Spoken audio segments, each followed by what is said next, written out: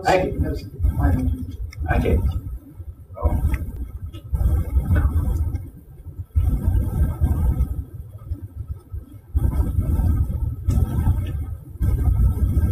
So, trick is the game. It's a very strange game. We have a def game here, which is a rather ridiculous macro, which defines the structures your game has.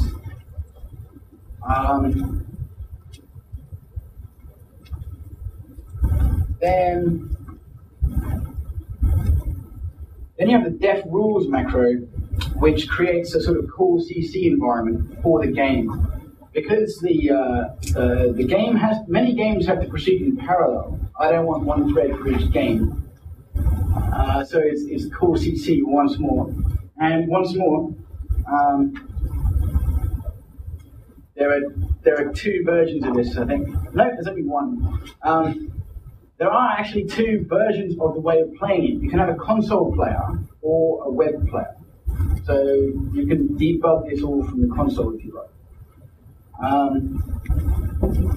So with core CC, actually, surprisingly, you can handle my define. And you can sometimes handle loops as well.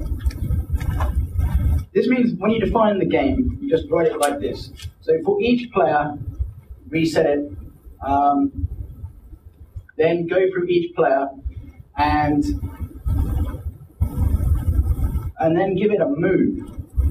So the players can define responses to moves. And a move is described in quite a data-driven way. So that you can easily implement something like the robot bully, which just picks a random value from the move.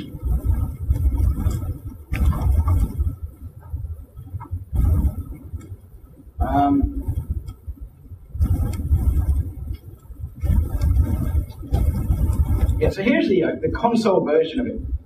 And from the console, you can play any game which is defined. Because all the state is in a very data-driven way, defined in a very data-driven way. So the choices describes the choices you can make. You can in fact define an AI which does alpha, beta, or whatever, without knowing anything about the game, but just knowing about the format of the choices and the sort of moves you can make. And yeah, so here's the console player. There's don't know where the robot player is at the moment. And then there's a couple of there's a trick players which play better at trick than just a random player.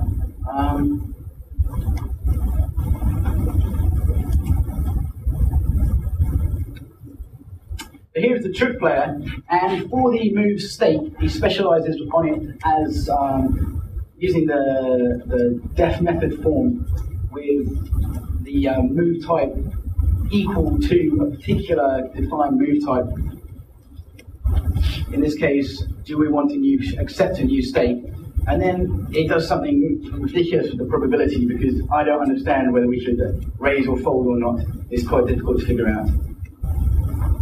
So here we go, very object-orientated for all you guys who wanted some objects in there along with these city parentheses. Yeah, and the web interface is semi-automatically generated for each game. Not completely, but the idea would be that it should be very easy to add more games. I wanted to add millions of games, but I didn't.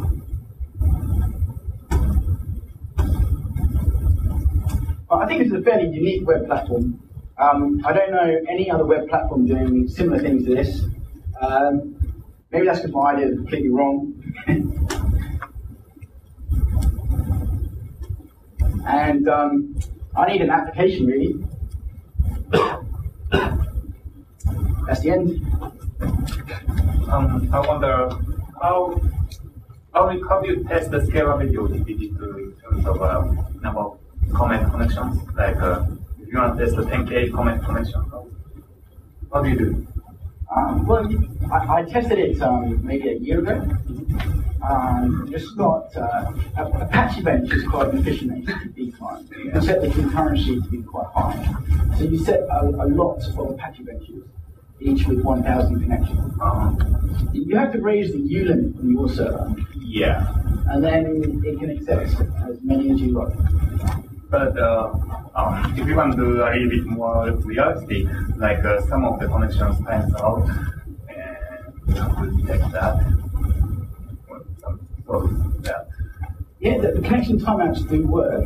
And unlike live events, this scales linearly, so that if you have many connections, adding one doesn't cost anything. So it's got the fast timeouts. So it does scale, well, it did scale a year ago. I know I should test this a lot more. And well, seeing as the whole comment thing seems to be utterly broken, maybe I should fix that first. But yeah, I would test it with a lot more.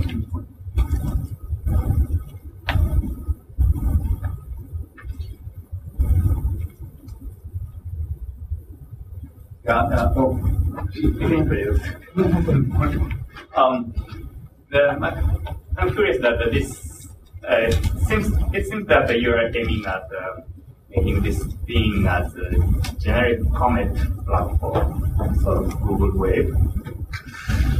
Well, I don't know, but yeah, it's pretty interesting project. It's just a comment, but. My objective next is to fix CL cont, that get back on the same level as the C guys, and then fix these large number of connections, if there are any issues.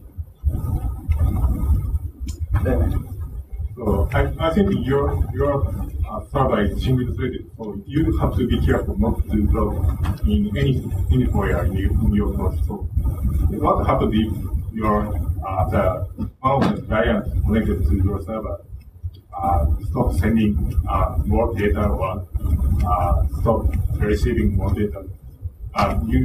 Your system code to do I/O might block. So how do you deal with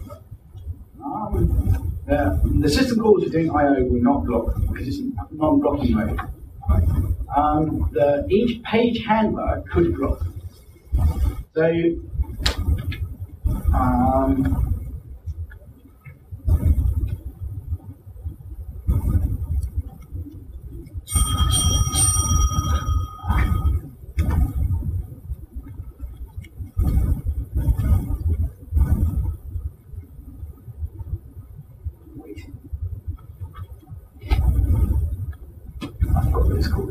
so yeah, in here you have the def page, and if you slept here, then the whole web server would just not do anything. It's a good point. You have to watch out and use your own threads outside of TPD.